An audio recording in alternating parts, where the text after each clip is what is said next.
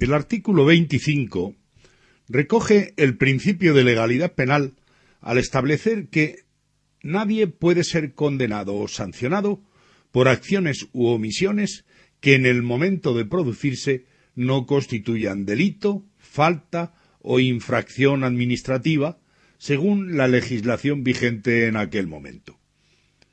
Sólo la persona es merecedora de la imposición de una sanción si es responsable de una infracción penal en su doble sentido, de delito o de falta, o si ha cometido una infracción administrativa, siempre que la infracción penal o administrativa, en el momento de cometerse, se castigue con arreglo a lo dispuesto por la ley en el momento mismo en que se cometió, porque si en el momento de cometerse aún no se castigaba la conducta realizada, entonces no procedería a castigo, pues hay que atenerse al principio de legalidad en materia penal. Añade el artículo 25 que las penas privativas de libertad y las medidas de seguridad estarán orientadas hacia la reeducación y reinserción social y no podrán consistir en trabajos forzados. Es decir, el fin de la pena es preventivo. Su objetivo es lograr reinsertar al individuo en la sociedad mediante programas activos encaminados a su reeducación. Por lo tanto, queda patente la finalidad resocializadora de la pena. La imposición de una pena no persigue castigar, sino prevenir y recuperar al individuo para la sociedad, quedando prohibidos los trabajos forzados como mecanismo preventivo.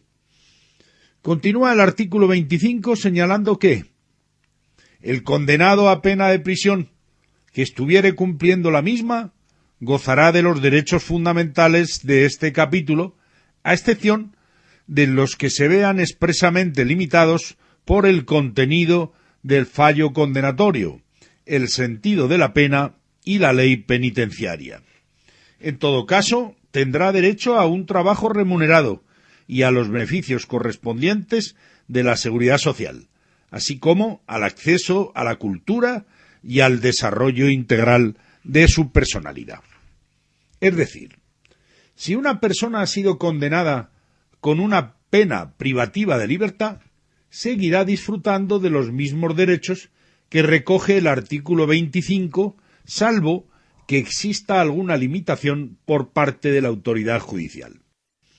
El reconocimiento del derecho al trabajo y a la seguridad social implica un reconocimiento de tipo social a fin de facilitar la reinserción a que hace referencia el presente artículo. Finaliza el artículo 25 señalando que la Administración civil no podrá imponer sanciones que directa o subsidiariamente impliquen privación de libertad, puesto que la privación de libertad es competencia de la Administración de Justicia, de modo que a la Administración civil le cabe como mucho la imposición de sanciones de tipo administrativo, pero no aquellas sanciones que supongan privar de libertad a una persona. El artículo 26 recoge la prohibición de los tribunales de honor al señalar que se prohíben los tribunales de honor en el ámbito de la administración civil y de las organizaciones profesionales. Los tribunales de honor nacieron en el ámbito estrictamente castrense con el fin de juzgar solo a oficiales y se extendió a ciertos campos profesionales. Estos tribunales no juzgaban actos aislados, sino conductas y estados de opinión acerca de la dignidad de un individuo para formar parte de un cuerpo, lo cual ha sido objeto de prohibición por el presente artículo. El artículo 27 recoge el derecho universal a la educación y libertad de enseñanza, recogiendo que todos tienen el derecho a la educación. Se reconoce la libertad de enseñanza. La libertad de enseñanza se entiende como uno de los derechos humanos básicos y uno de los aspectos más trascendentes de la libertad. Es un derecho complejo que abarca al menos los siguientes tres aspectos: el derecho a enseñar, el derecho a aprender y el derecho a elegir maestro. Continúa el artículo 27 señalando que la educación tendrá por objeto el pleno desarrollo de la personalidad humana en el respeto a los principios democráticos de convivencia y a los derechos y libertades fundamentales.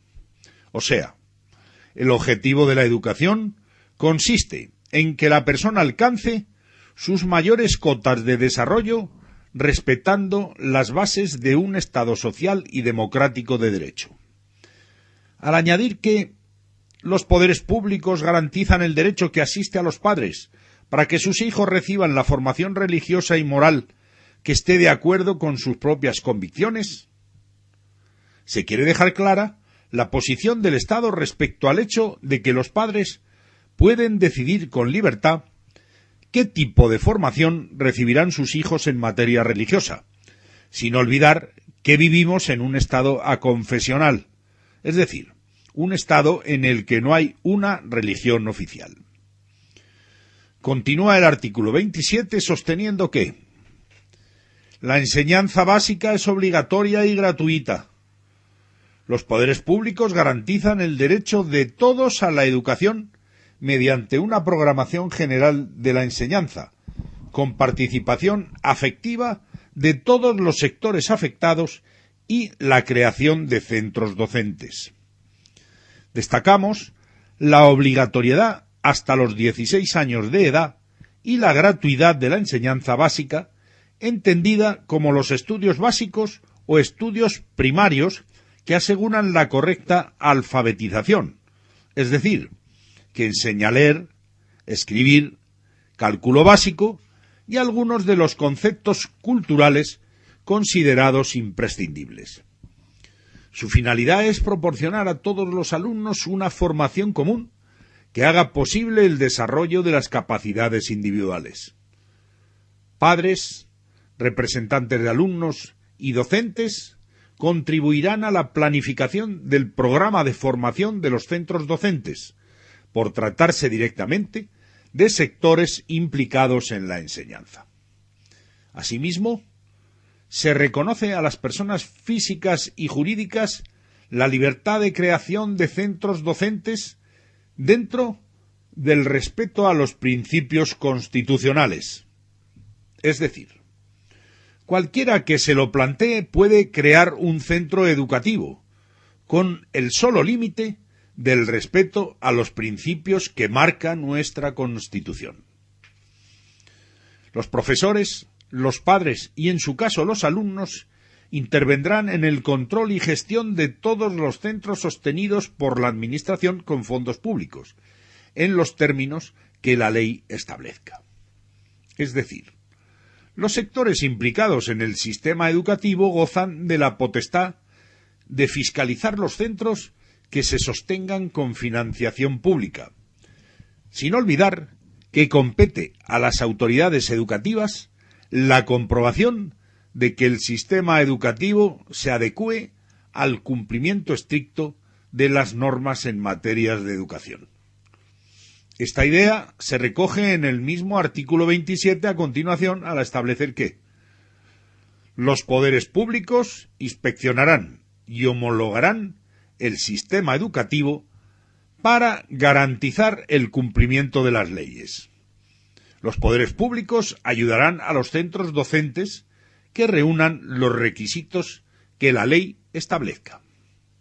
En su parte final, el artículo señala: la universidad goza de autonomía dentro del sistema educativo en cuanto a planificación, programación y evaluación académica, al señalar que se reconoce la autonomía de las universidades en los términos que la ley establezca.